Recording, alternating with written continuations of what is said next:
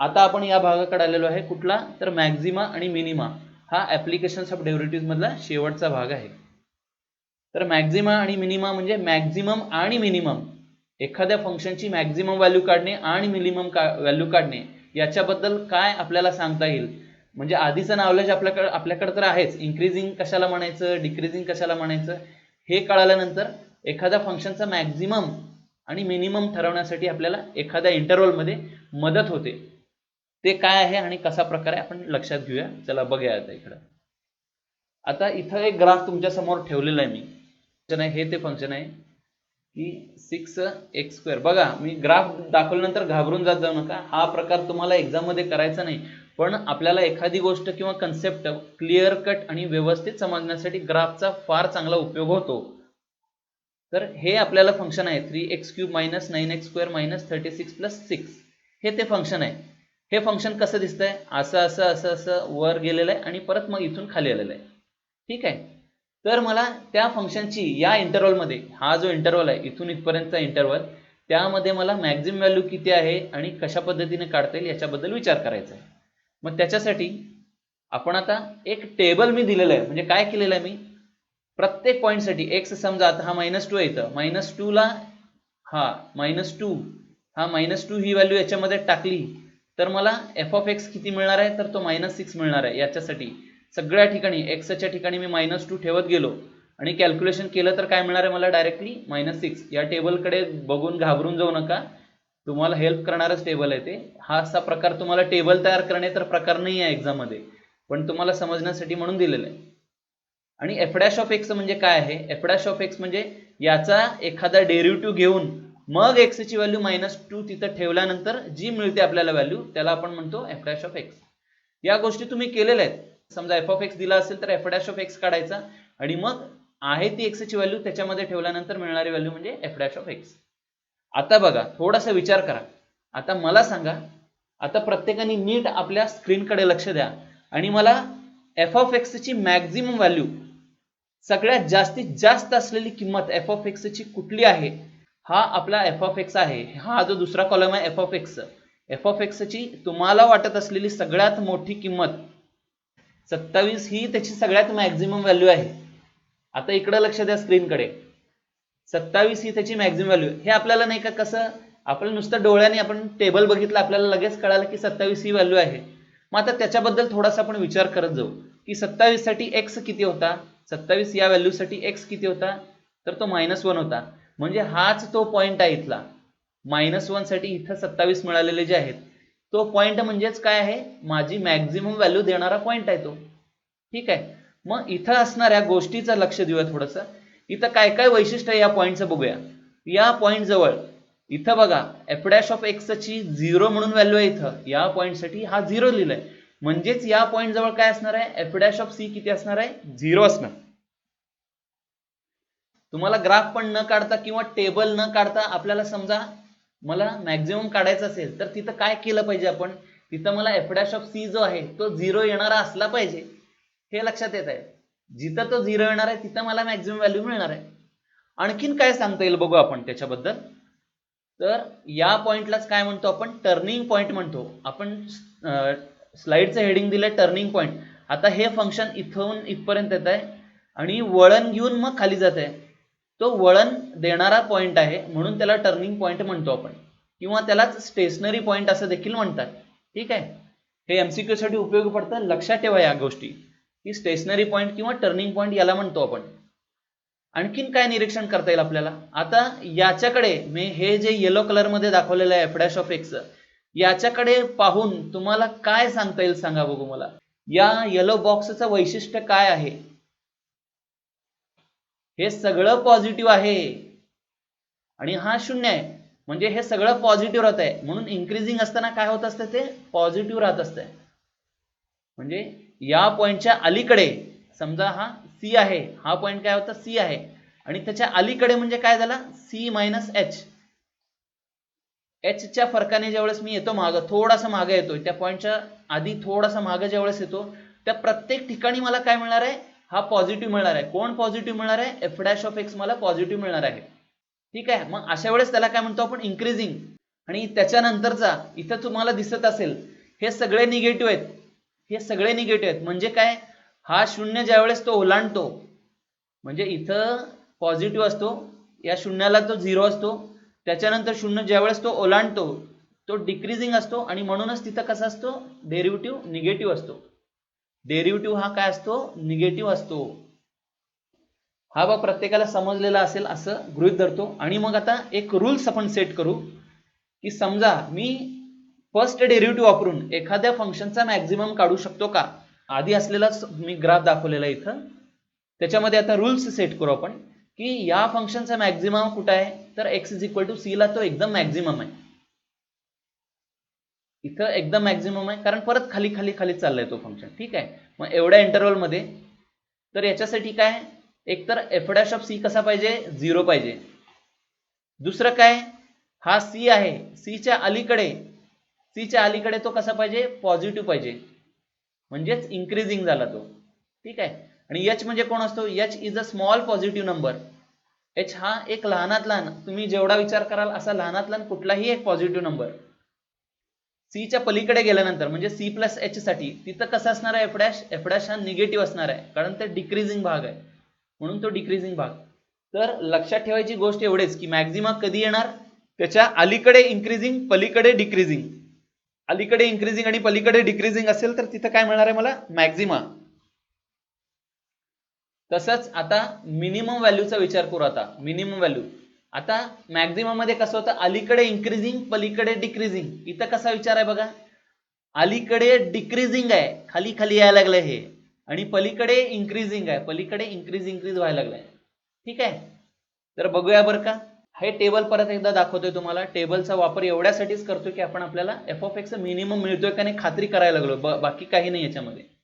तर तुम्ही मित्रांनो या टेबलकडे पुन्हा एकदा बघा आणि मला सांगा मिनिमम व्हॅल्यू सांगायची आहे, एफ ऑफ एक्स ची सगळ्यात लहान अशी किंमत कोणती आहे ही सांगायची आहे. टेबलकडे बघून सगळ्यात लहान व्हॅल्यू एफ ऑफ एक्स ची ही कुठली आहे ही सांगायची मला. तर ही आहे -54. त्यासाठी एक्स किती आहे, एक्स हा त्याच्यासाठी 2 आहे, म्हणजे या 2 साठी, इथल्या 2 साठी हा आपल्याला -54 मिळत आहे. तर हाच तो पॉइंट आहे 2 -54 जिथं आपल्याला मिनिमम व्हॅल्यू मिळत आहे.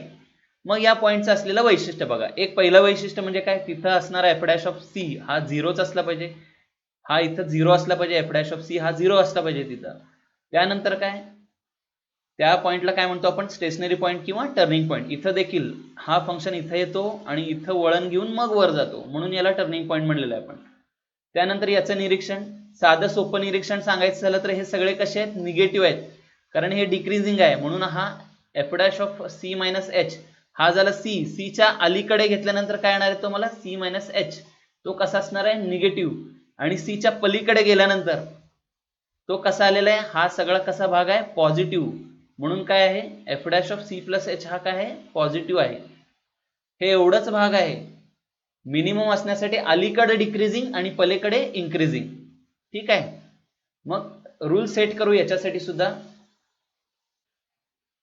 A function has minima at x is equal to c if f dash of c is equal to 0, हा 0 पाहिजे.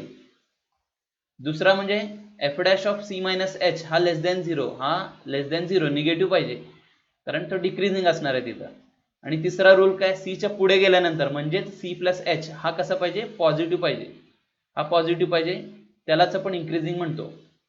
ठीक आहे, हा झाला तो भाग आपल्याला, म्हणजे फर्स्ट डेरिव्हेटिव्ह टेस्ट म्हणतात त्याला, कारण की आपण एकच डेरिव्हेटिव्ह काढतो आणि मग ठरवतो की कुठं मिनिमम मिळणार आहे आणि कुठं मॅक्झिमम मिळणार आहे. ठीक आहे, हा भाग प्रत्येकाला लक्षात आलेला असं गृहीत धरतो. आता याच्या सम कडे जाऊया म्हणजे तो लक्षात येईल. ठीक आहे, मग फक्त आठवण करून देण्यासाठी सांगतो, जर मला मॅक्झिमम असेल तर अलीकडे इन्क्रीजिंग पलीकडे डिक्रीजिंग, आणि समजा मिनिमम असेल, मिनिमम मध्ये काय, मिनिमम मध्ये आय बघा, आय नंतर असतो ना, म्हणून लक्षात ठेवायचं की नंतर इन्क्रीजिंग आधी डिक्रीजिंग. ठीक आहे, इन्क्रीजिंग नंतर आणि डिक्रीजिंग आधी, एवढं लक्षात ठेवा. मी या पद्धतीने लक्षात ठेवलेलं आहे. मॅक्झिमम व्हॅल्यू किंवा मिनिमम व्हॅल्यू या व्हॅल्यूला एक कॉमन टर्म देखील आहे की एक्स्ट्रीम व्हॅल्यूज म्हणतात.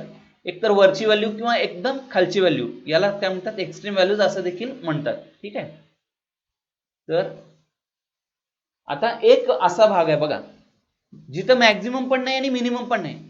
तुम्हाला दिसतंय की इथं मॅक्झिमम कुठं वाढलेलं एकदम हायेस्ट पीक आहे किंवा लोएस्ट पीक आहे असं काही दिसत नाही याच्यामध्ये.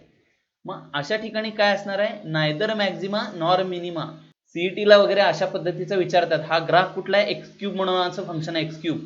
तिथं बघितलं तर इथं 0 0 हा जो पॉईंट आहे या 0 0 ला तुम्हाला एफ डॅश ऑफ एक्स देखील 0 मिळतो. F dash of C, F dash of C इथं 0 मिळाल्यानंतर हे सगळं पॉझिटिव्ह आहे म्हणजे इथं इन्क्रीजिंग आहे. मग याच्या पलीकडे गेल्यानंतर डिक्रीजिंग जर आला असता, आधी इन्क्रीजिंग आणि नंतर डिक्रीजिंग आला असतं तर याला काय म्हणलं असतं, मॅक्झिमम. किंवा आधी डिक्रीजिंग आणि नंतर इन्क्रीजिंग आला तर मिनिमम म्हणलं असतं. पण इथं सुद्धा इन्क्रीजिंगच मिळतोय आणि परत सुद्धा काय मिळतोय, हे सुद्धा पॉझिटिव्हच आहे याच्या नंतरचं. त्यामुळे इकडे सुद्धा इन्क्रीजिंगच मिळतोय. सीच्या अलीकडे इन्क्रीजिंग आला आणि पलीकडे डिक्रीजिंग यायच्या ऐवजी इथं सुद्धा इन्क्रीजिंगच येतोय. मग अशा वेळेस काय माहिती का, या ग्राफला या फंक्शनला मॅक्झिमा देखील नाही किंवा मिनिमा देखील नाही आहे. म्हणजे याची मॅक्झिमम व्हॅल्यू पण नाही आणि मिनिमम व्हॅल्यू पण नाही. कारण की मॅक्झिमम व्हॅल्यू जर बघितली तुम्ही 8, आता हे वाढत वाढत चाललंय, 8च्या पुढे देखील ते जाणार आहे अजून. तसंच इथं उलट जर घेतला आपण प्रवास, इथं मायनस, हा बघा इथून अशा व्हॅल्यूज कमी कमी होत चाललेत. आता -5च्या पुढे देखील हा परत मायनस म्हणजे कमी कमी होत जाणार आहे. त्यामुळे याला धड मिनिमम पण नाही आणि धड मॅक्झिमम पण नाही. मग अशा पॉइंटला इथं देखील एक पॉइंट मिळाला आहे आपल्याला निश्चितच की इथं देखील एफ डॅश ऑफ सी कसा आहे, 0 आहे. मग अशा पॉइंटला आपण स्टेशनरी पॉइंट किंवा टर्निंग पॉइंट म्हणत नाही, तर याला म्हणतो आपण point of inflection. Point of inflection असं त्याला म्हणतो आपण. ठीक आहे. पुढे मग आता आपण एक एक्झाम्पल दिलेलं आहे बरं का. हे एक्झाम्पल फक्त तुम्हाला सॉल्व्ड एक्झाम्पल मध्ये दिलेलं आहे, तुम्हाला एक्सरसाइज मध्ये हे एक्झाम्पल दिलेलं नाही. जर विचारला तर 4 मार्कासाठी विचारण्यात येईल, म्हणून मी सॉल्व्ड एक्झाम्पल मधलं जे आहे ते एक एक्झाम्पल तुम्हाला तुमच्या समोर ठेवतोय. इथं गिवन फंक्शन आहे x³ - 3x. आता इथं नेहमी घेतल्याप्रमाणे आपल्याला डेरिव्हेटिव्ह घ्यायचा. एफ डॅश ऑफ एक्स घेतो मी. एफ डॅश ऑफ एक्स घेतल्यामुळे इथं काय मिळणार आहे, x³ चा डेरिव्हेटिव्ह काय मिळालेला आपल्याला, 3x². या 3x चा डेरिव्हेटिव्ह काय मिळालेला आहे, 3 मिळालेला आहे. आणि पुढं मग हा 3 आणि हा 3 दोघांमधून कॉमन काढतो, आतमध्ये राहिलेला भाग लिहिलेला आहे की x² - 1 हा राहिलेला भाग आहे, त्याला म्हणतोय मी इक्वेशन नंबर 2 म्हणतोय. ठीक आहे. याच्या पुढे फॉर एक्स्ट्रीम, एक्स्ट्रीम म्हणजे मला आणखीन माहित नाही वेदर इट इज मॅक्झिमम और इट इज मिनिमम, मला माहित नाही, त्यामुळे मी तात्पुरत्याला काय म्हणणार, एक्स्ट्रीम म्हणणार. एफ डॅश ऑफ एक्स काय ठेवणार, 0 ठेवणार. मग एफ डॅश ऑफ एक्स 0 ठेवल्यानंतर काय होणार, 3 into this whole term is equal to 0. हा 0 ठेवलेला आहे. पुढे काय, हा 3 तिकडे गेल्यानंतर नुसताच x² - 1 इज इक्वल टू 0 मिळेल. हा 1 तिकडे घेतल्यानंतर मग मला x² इज इक्वल टू 1. आणि मग एक्सच्या 2 व्हॅल्यू मिळतात इथं आपल्याला. एक्स हा +1 पण मिळतो किंवा -1 देखील मिळतो आपल्याला. म्हणजे इथं असलेल्या 2 व्हॅल्यूज काय, म्हणजे 2 टर्निंग पॉइंट असण्याची शक्यता इथं की x इज इक्वल टू 1 पण आहे आणि x इज इक्वल टू -1. 1 साठी एफ डॅश ऑफ सी 0 येतोय, हा माझा सी असल्यास, आणि -1 साठी सुद्धा काय येणार आहे, 0 येणार आहे. याला घेऊनच आपण हे पॉइंट काढलेले आहेत. म्हणजेच ही जी किंमत हिच्यात ठेवली तर हे इक्वेशन सॅटिस्फाय होणार आहे, ही किंमत याच्यात ठेवली तर हे इक्वेशन सॅटिस्फाय होणार आहे. मग दोन्ही ठिकाणी आपल्याला 0 मिळत आहे. पण नक्की मॅक्झिमम कुठं मिळणार आहे, 1 ला मिळणार आहे का -1 ला मिळणार आहे, काही माहित नाही आपल्याला. ठीक आहे. मग आता ते आपल्याला फाइंड करायचं आहे की 1 ला मिनिमम मिळणार आहे का मॅक्झिमम, आणि -1 ला मिनिमम मिळणार आहे का मॅक्झिमम. ठीक आहे. मग आपण सुरुवात करूया एकाने, पहिल्यांदा x इज इक्वल टू 1 ने सुरुवात करूया. Consider this point x is equal to 1. आता पुढचा भाग बघा त्याचा, की आता याच्यामध्ये आपण 1 च्या अलीकडचा भाग आणि 1 च्या पलीकडचा भाग आपल्याला घ्यायचा आहे. 1 च्या अलीकडचा भाग जर घ्यायचा असेल तर मला मी त्याला काय म्हणणार, 1 - h असं म्हणणार. आणि for a small h greater than 0, h कसा असतो, एक छोटासा पॉझिटिव्ह नंबर. h ला काय म्हणायचं, एक छोटासा असा पॉझिटिव्ह नंबर आहे. आता किती छोटा ते एक्सप्रेशन बघून ठरवायचं. आता h हा याच्या पुढे 1 च्या पुढे लिहिला ना, h हा 1 पेक्षा लहान असलेला पण पॉझिटिव्ह नंबर 0.1 म्हणून अजून करू शकता बरं का. हा आपला एफ डॅश ऑफ एक्स मगा मिळालेला आहे. मग मला एफ डॅश ऑफ 1 - h काढायचं आहे की 1 च्या अलीकडे. आणखीन एकदा सांगतो, 1 च्या अलीकडे म्हणजे काय, 1 - h. त्या 1 च्या अलीकडे मला हा एफ डॅश काढायचा आहे. का बरं ते काढतोय, कारण की त्याच्यावरून मला मिळेल एफ डॅश ऑफ 1 - h हा लेस दॅन 0 असेल तर त्याला काय म्हणणार, डिक्रीजिंग. ग्रेटर दॅन 0 असेल तर त्याला काय म्हणणार, इन्क्रीजिंग. आता हे ठरवण्यासाठीच हे एक्सप्रेशन कन्सिडर करतोय आपण 1 मायनस एच. मग या 1 मायनस एचचं काय करायचं, जिथे जिथे एक्स आहे तिथे तिथे तो 1 मायनस एच ठेवायचा. हा इथं एक्सच्या ठिकाणी काय ठेवणार 1 मायनस एच. म्हणजे इथं काय मिळालं, मी 3 बाहेर आहे, एक्सच्या ठिकाणी 1 मायनस एचचा स्क्वेअर मायनस 1 असं लिहिलेलं आहे. पुढे सोडवत जाऊया. 1 मायनस एचचा स्क्वेअर म्हणजे काय 1 minus 2h plus H square whole bracket square केला, ए मायनस बी चा bracket square A square minus 2ab plus B square आणि मायनस 1 इथं लिहिलेलं आहे. त्यामुळं अर्थातच पुढं काय होणार आहे, हे 1 आणि हे मायनस 1 काय होणार आहे, कॅन्सल होणार आहे. आणि मला मिळालेल्या गोष्टी काय मिळतात ते बघा जरा थोडंसं. हा 3 आधीचाच बाहेर आहे. राहिलेल्या गोष्टी कुठल्या कुठल्या आहेत, तर या दोघांमधून मला एच कॉमन काढता येतो. आतमध्ये काय राहिलो, इथं एच राहिलं आणि इथं -2 म्हणजे इथं एच -2 मिळतोय. मग अशा वेळेस एच स्मॉल नंबर आहे जो पॉझिटिव्ह आहे, तर इथं अज्युम करा बघू एच ची किंमत काय अज्युम करायची 0.1. इथं लिहायचं नाही बरं का, एक्झाम मध्ये तुम्हाला हे लिहायचं नाही अज्युम म्हणून, मी तुम्हाला समजण्यासाठी म्हणतोय. एक लहान व्हॅल्यू एच म्हणजे कोण असतो, तर एक स्मॉल पॉझिटिव्ह नंबर. मग स्मॉल पॉझिटिव्ह नंबर म्हणून मी इथं 0.1 समजा टाकला. 0.1 -2 म्हणजे काय, निगेटिव्ह मिळणार आहे का पॉझिटिव्ह, तर आपल्याला निगेटिव्ह मिळणार आहे. तर 0.1 हे 2 मोठे आहेत, 2 चं चिन्ह निगेटिव्ह आहे म्हणजे हे मोठं मिळणार, मला निगेटिव्ह मिळणार आहे.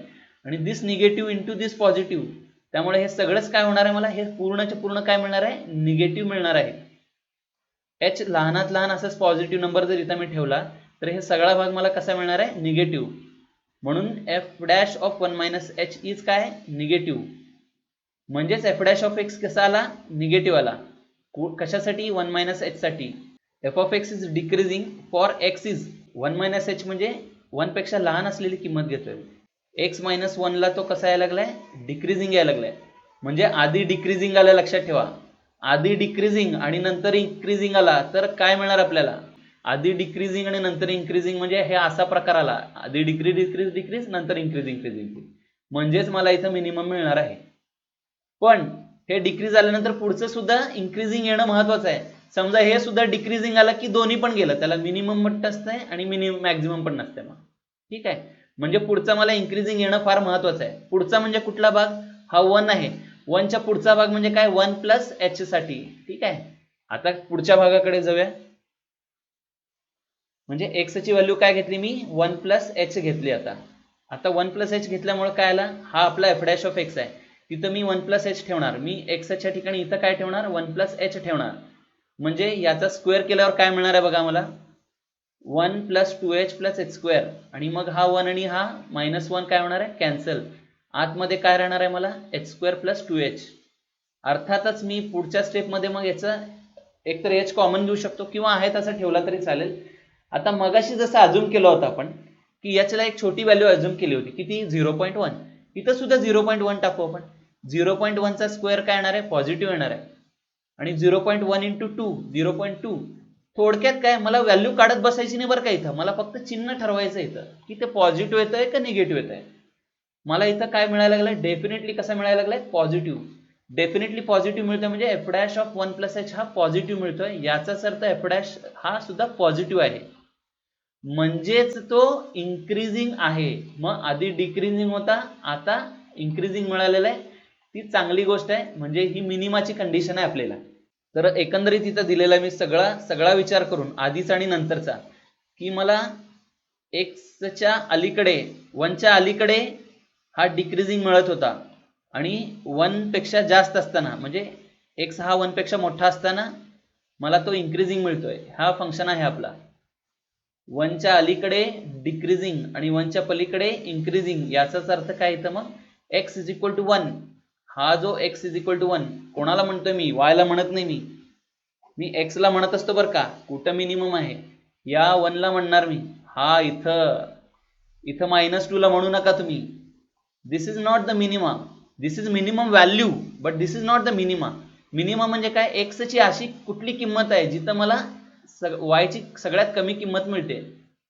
तर -2 ही वाय ची किंमत आहे. माझा भर कशावर आहे, एक्स च्या व्हॅल्यूजवर आहे. एक्स किती आहे, 1 ला आपल्याला काय मिळणार आहे, लोकल मिनिमम मिळणार आहे.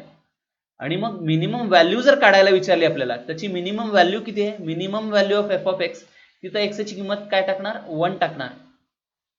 आणि एक्स ची किंमत मी इथं 1 टाकली, समजा एक्स ची ठिकाणी 1 टाकला, 1 चा क्यूब येणार आहे, 1 चा क्यूब -3 इंटू 1 म्हणजे किती आला 3 इंटू 1.